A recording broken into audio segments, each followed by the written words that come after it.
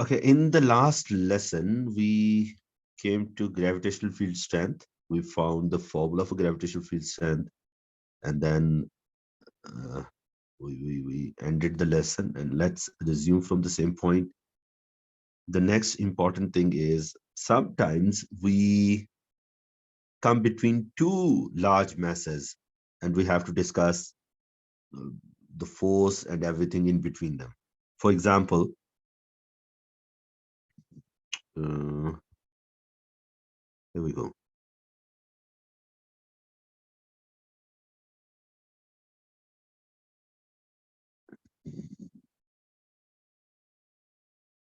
Gravitational force of two large masses. For example, let's just start with example that we already know. This is Earth, and this is Moon. Not to the scale, obviously. Okay. Now this is Earth and Moon, and we have to go from Earth to Moon. Now, general perception is that the rocket lifts off and it moves like this and lands on Moon. But that would require so much fuel, and it won't be possible. And not only it will require too much fuel, it will be uh, terrible for the people who would be traveling in that. So what we do actually is, listen, if this is a spaceship that is supposed to go from Earth to Moon, do you think in between these two large masses, there, there, there will be a point like this point. There will be a force because of gravity of Earth like this, and gravity of Moon like this. And you can see that the gravity of Moon is weaker than gravity of Earth because gravity Earth has more mass, and this point is very close to Earth as compared to Moon.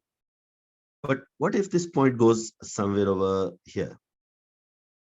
There will be still larger force because of Earth than because of Moon. But I hope you can see that there is lesser effect of Earth and more effect of Moon now. And if we keep going, there can be a point, and there should be a point where the force because of Earth and force because of Moon are equal to one another. So that actually there is no net force. Okay? There's no net gravitational force. There's no other mass around. So just ignore every other mass, and they're only Earth and the Moon, and there will be no net force over there. Why? Because the force of gravity because of Moon is equal to force of Earth, the gravitational force of Earth. And why is this point close to Moon? Obviously, Moon has a smaller mass. So near Moon, uh, there will be stronger force because of less distance. And because this point is at more distance from Earth, so overall effect of distance and mass, they are canceling one another, and there will be a point where there will be no net gravitational force. Now, let's say this is the point. What happens is the spaceship goes up and starts to orbit Earth, gradually increasing the orbit,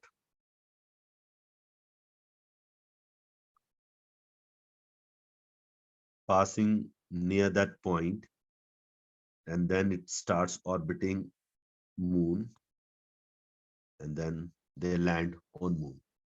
Provided if they have to land on, okay. Nobody landed on Moon in last 50 years. Okay, they just made one trip over there. It was so useless. They never made another trip over there. Now, there will be a point where there will be lesser or no gravitational force in between. Which so And this is, how is this way of going in spirals more efficient than going directly? sorry? So you said in the start, if you just go directly, it's not really Mhm. efficient. So how No, is no, this more no. efficient? I said that like, for example, have you ever gone to a hilly area? Yes, sir. So it is easy to go on the road, and that road is not supposed to go straight up. You always see that it is moving around and gradually increasing your height. Yeah. For Oh, example, so this is the same increasing effect. in Oh yeah. increasing Okay. your height like this, or and you are traveling a very small distance to increase your height, and when you are moving in spiral, you are increasing the same height with more distance. So it is exactly same effect. Yeah. Okay. Okay. I see. Okay, so in that way you need smaller thrust.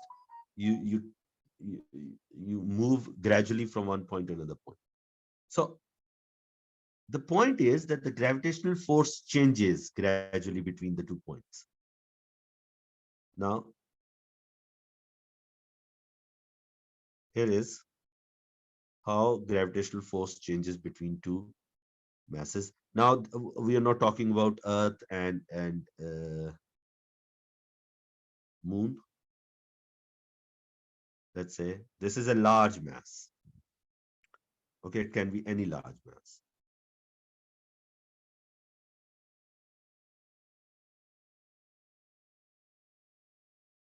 Okay. So this is y-axis. This is x-axis.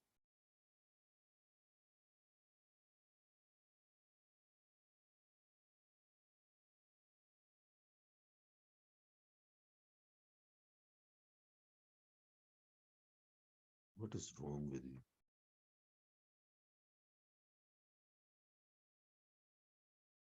Okay. Now this is gravitational force in newtons. This is distance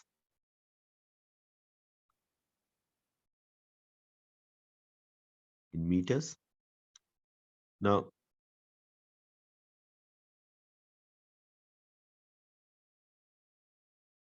now look, if this is the center of the planet or center of the large mass, this will be the radius.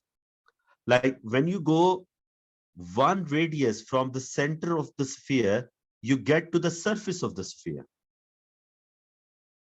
And if you go the equal distance, that will be 2r,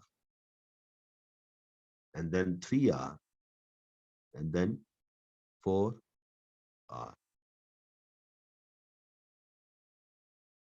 Similarly, you have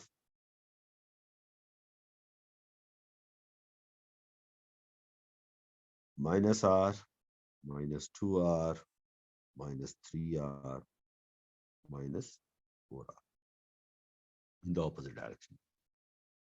So let's say on the surface, the force is this on an object. Do you remember the formula for gravitational force? F equals to G M M M over R over squared. R square. So we are plotting a graph of F and R square. F and R square. They are they are inversely Inversely. proportional to one another. So this graph should look like y equals to 1 over x square graph. If you can Yes. plot y equals to x square graph, you would see that if this is one point, I hope you can see this point, and this is the value on r. If you go to 2r, you double the r value. If this value is doubled, what do you think? What will happen to the value of f? The divided by 4, I think. Yes, it will be divided by 4. This is very important because when you'll be sketching these kind of graphs, you have to know that whether it is inversely proportional to the quantity or it is inversely proportional to the square of the quantity. So if this value is 4 at 2r, you have to make an approximate 1 by 4 of that thing, which is something like this, somewhere over here. And then if you go to 3r, it will be divided by 9. If you go to 4r, it will be divided by 16. So you should expect a curve that is something like this.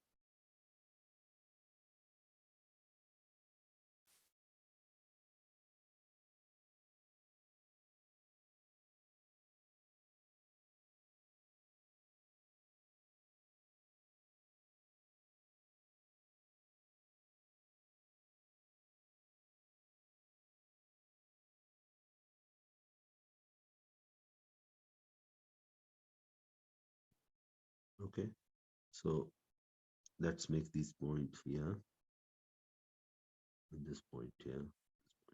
So do you see that dip over there? And this is because something is inversely proportional to square of something. And if it would be simple inversely proportional, the graph might be like this. Okay, but be very careful.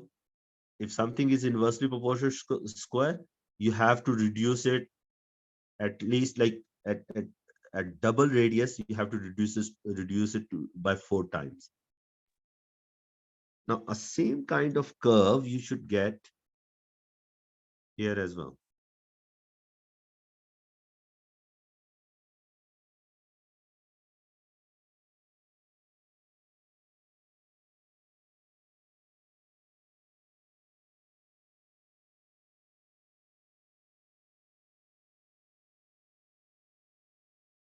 Okay, so a same kind of curve over there.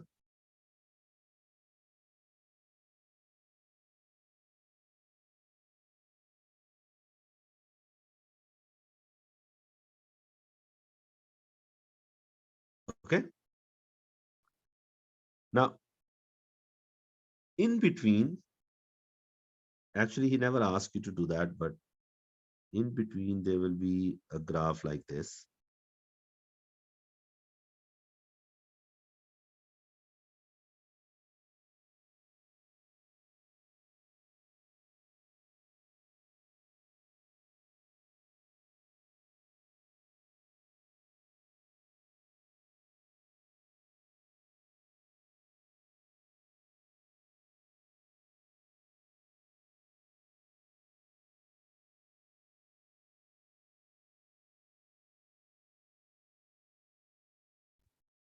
Okay, so this is how force changes in between and beyond the sphere.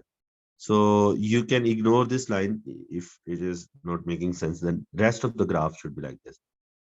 Now, what if there are two masses like Earth and Moon?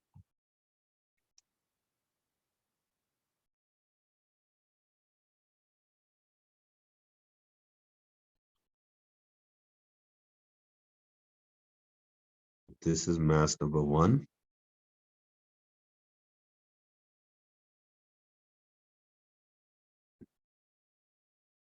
This is mass number two.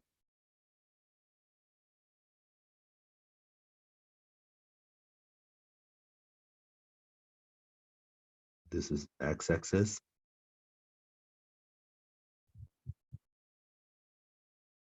This is y-axis.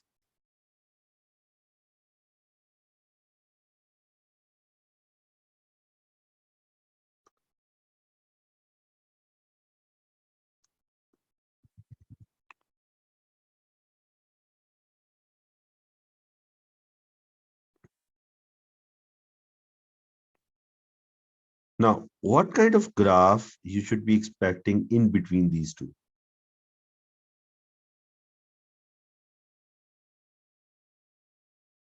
because force is a vector quantity, so we should never forget that force in an opposite direction should have an opposite sign. So let's say this is M1, this is M2, and for the beginning, we consider M1 is equal to M2. This is force because of M1 in newtons. This is force because of F2 in newtons. Now, the graph, because of this, should be like this.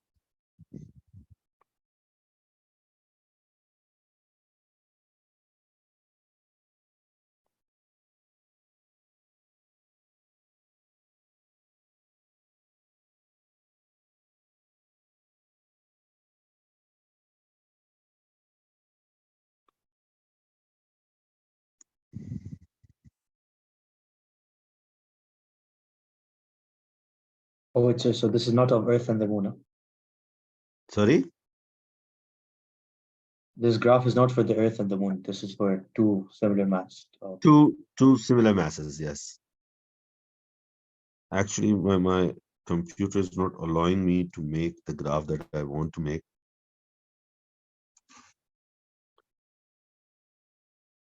Actually, if this is 4, this is 1.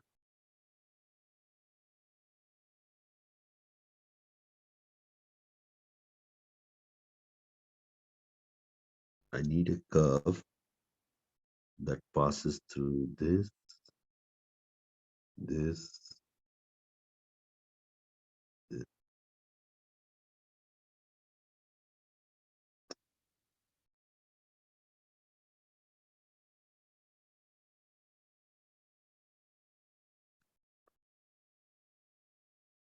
Okay, let's make freehand. Okay, this is the graph because of M1 only. Okay. And the same kind of graph should be there because of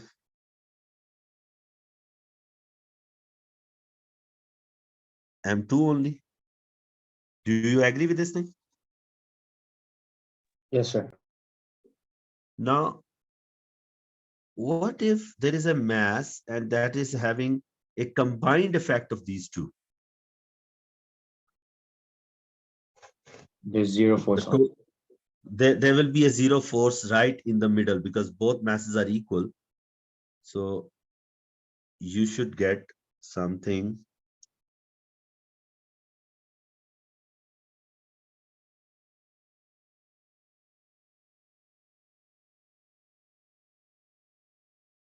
like this. Okay.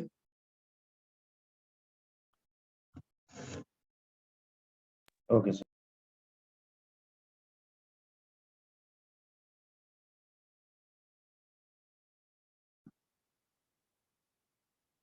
Now, this is okay. Now, this shows that this is the point where there will be no force. And this is because both uh, masses are equidistant. And this is how you should expect the force graph between two equal masses. Now, what if one mass is smaller than the other? What if the second mass is smaller than the first mass?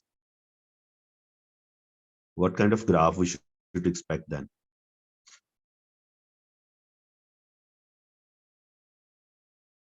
Obviously, this will not be the case. So let's delete this. And this mass is slightly smaller. Okay. Now,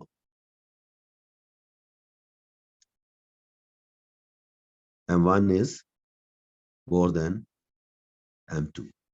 What kind of graph should be there? Now, the no force point should be closer to M2 or M1. Closer to M2. So that means that no force point is somewhere, let's say here. the graph that we should make is something like this.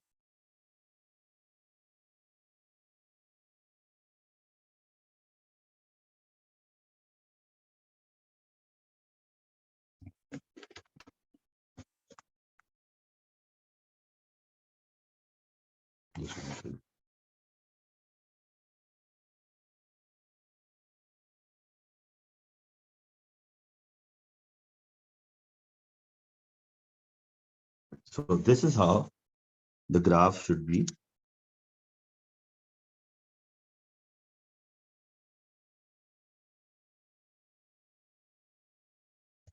And you should notice that the point, oh, sorry, the point is closer to the no force point is closer to the smaller mass. And graph is not symmetric. And there are things that you have to understand.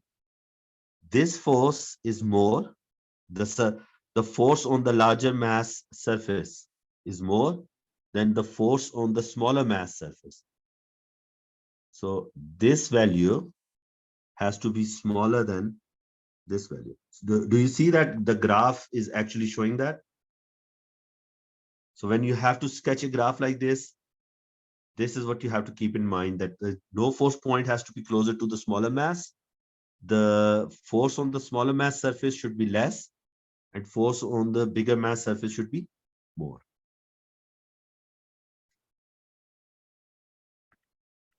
Okay, if we are sketching the graph of gravitational field strength, we get the exact same shapes. Obviously, the numeric values on axes are different, but the shape of the graph is 100% identical for gravitational field strength and gravitational force. Okay. Uh, if you need the graphs for gravitational field strength as well, what you have to do is draw the same graphs again and change the label from gravitational force to gravitational field strength.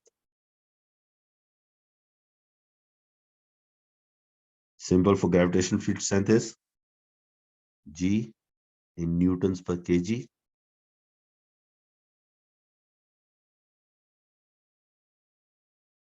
This is when M1 is equal to M2. And this is when M1 is less than M2.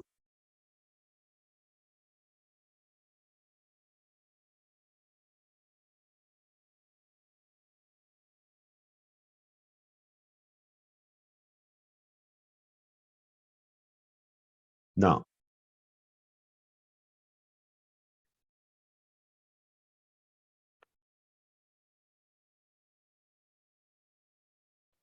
gravitational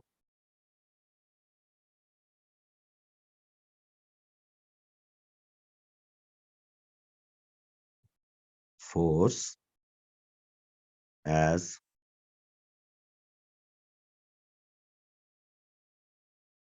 centripetal force.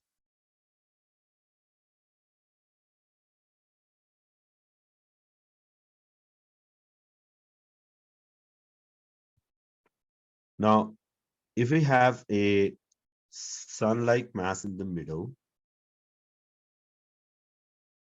and planets are orbiting it,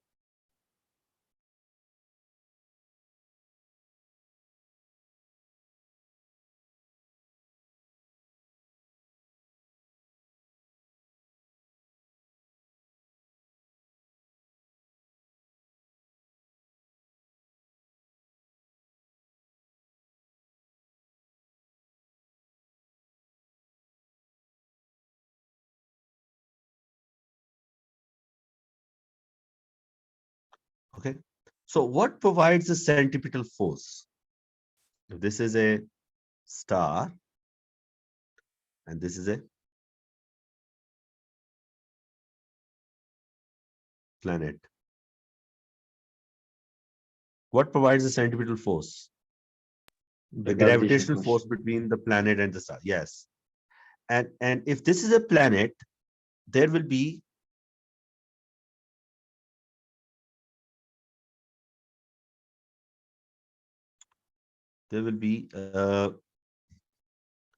some satellites orbiting the planet, which are known as moon. Natural satellites are called moon.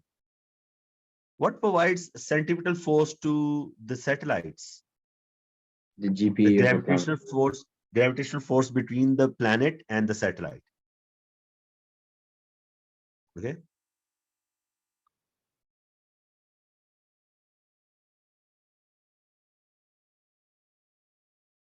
For sorry,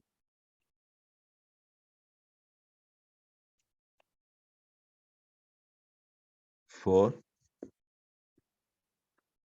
planets around sun, or for satellites around planet, if orbiting uniformly, gravitational force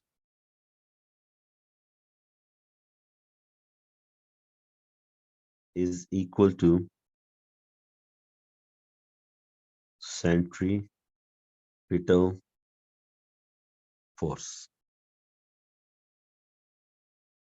So this is something that you have to understand now, that for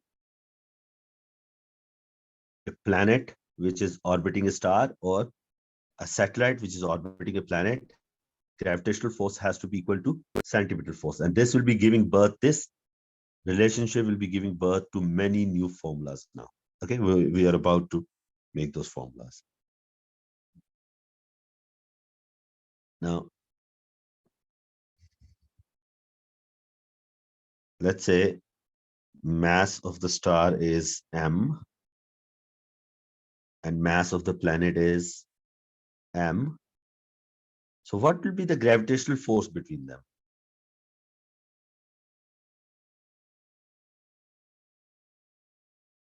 Gravitational force.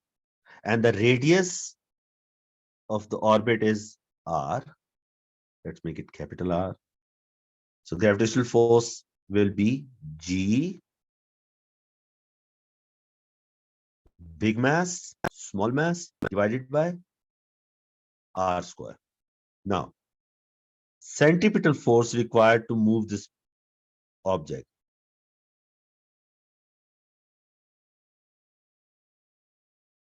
is mv square over r. So, according to this rule, if this planet is moving in a uniform circle, that means mv square over r equals to g m over r square. So can we simplify this thing? I hope you can see that it does not depend on the On mass of mass. the planet. Mass of the planet is irrelevant. One radius can cancel with another radius. So now we have v square equals to g m over r. And if we need v equals to g m over r square root. And this is our first formula.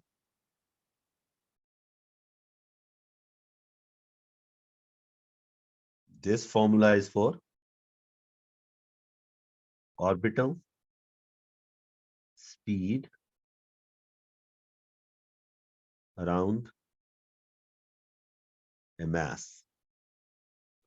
So at what speed you can move around a mass depends on the mass of the planet and the radius of your orbit. Now, stay with me. I'm using the previous formula. V square equals to Gm over R. But we know the speed V, if planet is moving in a circular path, so obviously it is traveling the distance around the circle, which is the circumference of the circle, in one time period.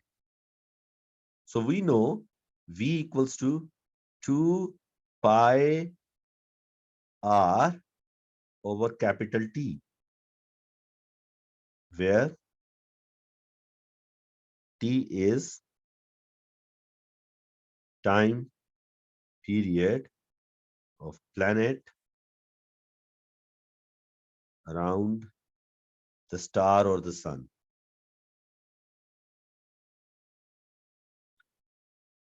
So stay with me on this one. V equals to 2 pi R over T. So 2 pi R over capital T whole square equals to Gm over R.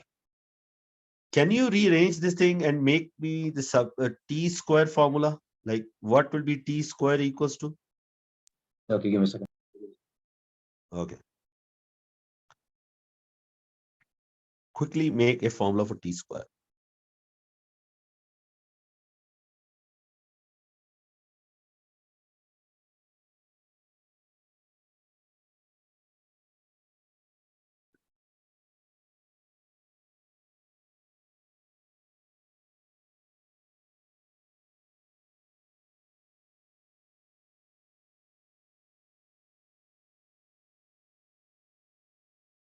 Doing it?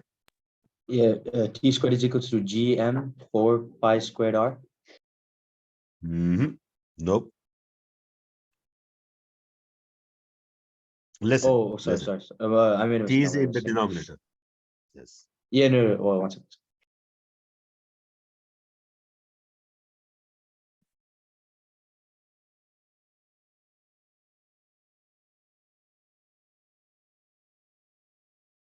Yeah, okay. T squared is equals to 4 pi squared R cubed over Gm. So you should get T square equals to 4 pi square over Gm into R cube. And if you focus, the thing that I put in parentheses, all of them are constant. So T square is directly proportional to R R cube. cubed. This rule is called Kepler's third law, but you don't need to know the name of this rule. You just need this formula because this is the most common formula that examiner always uses in the question. But you don't need to know that it is Kepler's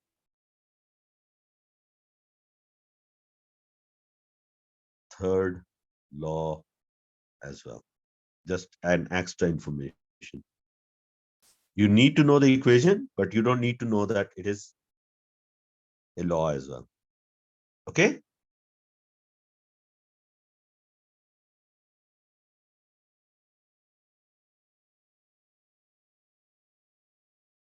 Any confusion? No, no. Okay, we will resume from the same point on Monday.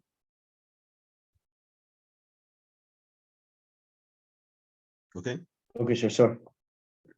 Assalamu alaikum. Have a nice Walaikum weekend. salam. Thank you very much.